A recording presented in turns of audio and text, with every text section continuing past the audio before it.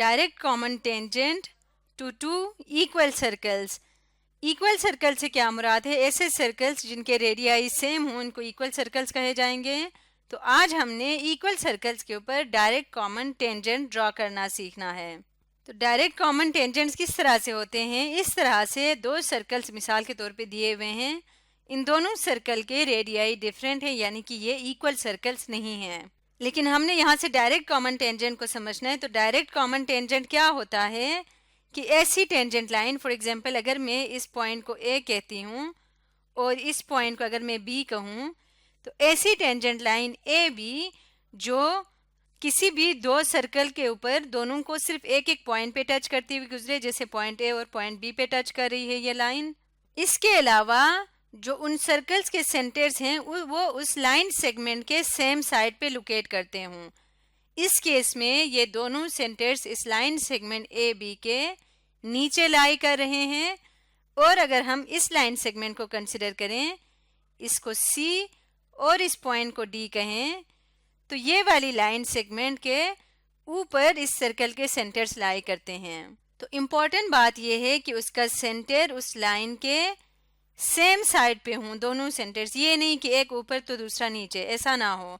दोनों same side पे लाई करते हों और वो एक ही लाइन दोनों सर्कल के ऊपर टेंजेंट हों, तो उसको कहते हैं डायरेक्ट कॉमन टेंजेंट।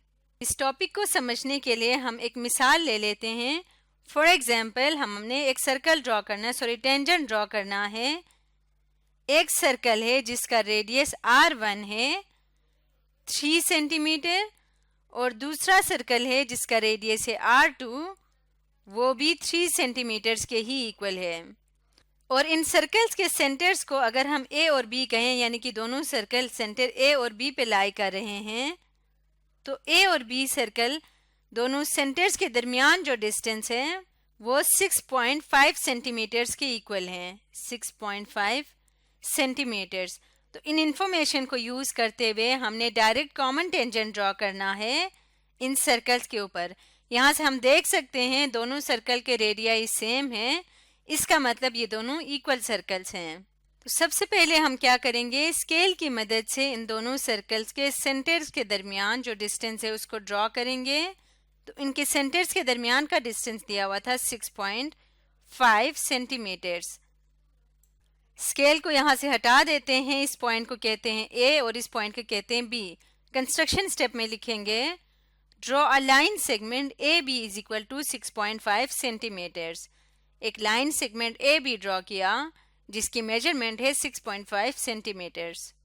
इसके बाद कंपास ले आएंगे और कंपास के साथ स्केल को दोबारा ले आएंगे, क्योंकि अब हमने सर्कल्स को ड्रॉ करना है। दोनों सर्कल्स के रेडियाई हैं 3 सेंटीमीटर। तो स्केल पे कंपास को खोलेंगे 3 सेंटीमीटर के इक्वल।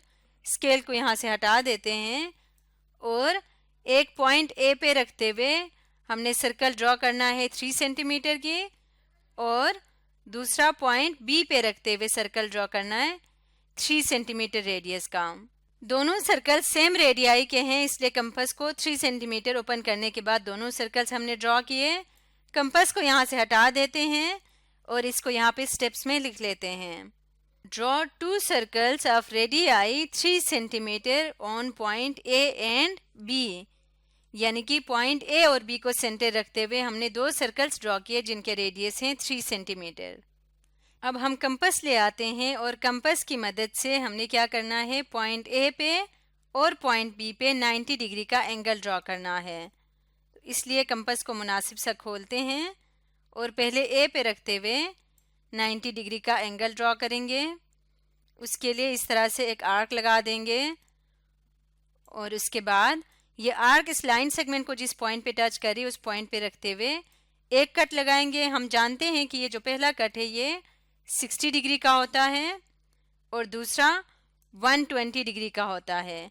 तो हम इसके दरमियान कट लगाएंगे जो कि 90 डिग्री का एंगल होगा। इसके बाद दूसरे पॉइंट पे रखेंगे और सेम प्रोसेस रिपीट करेंगे इस तरह से।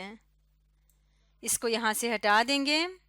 इसके बाद स्केल की मदद से इस पॉइंट को हम ज्वाइन करेंगे और इस लाइन को आगे एक्सटेंड कर देते हैं। इसके बाद यहाँ पे आर्क बना दे, सॉरी यहाँ पे इसको रे बना देंगे। इसके लिए एरोहेड लगा देते हैं और इस पॉइंट को हम कहते हैं ई। तो ये ए ई रे आ गया जो कि 90 डिग्री का एंगल बना रहा है।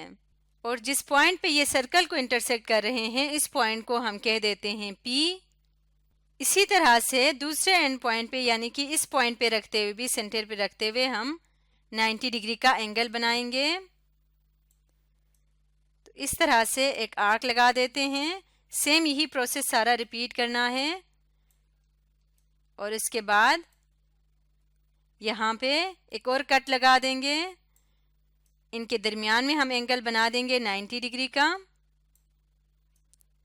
इस तरह से एक आर्क लगा दिया। इसी तरह दूसरे पॉइंट पे रखते हुए एक और आर्क लगा देंगे। इसको यहाँ से हटा देंगे और स्केल की मदद से इन पॉइंट्स को भी ज्वाइन कर लेते हैं। इस तरह से स्केल को यहाँ से हटा दें और इसको भी एरोहेड लगा देते हैं। इस पॉइंट को नाम दे देंगे, ये रे यहाँ पे F नाम देंगे तो ये रे है BF। और जिस पॉइंट पे ये सर्कल को कट कर रही है इस पॉइंट को हम Q नाम दे देते हैं। इसको स्टेप्स में लिख लेंगे।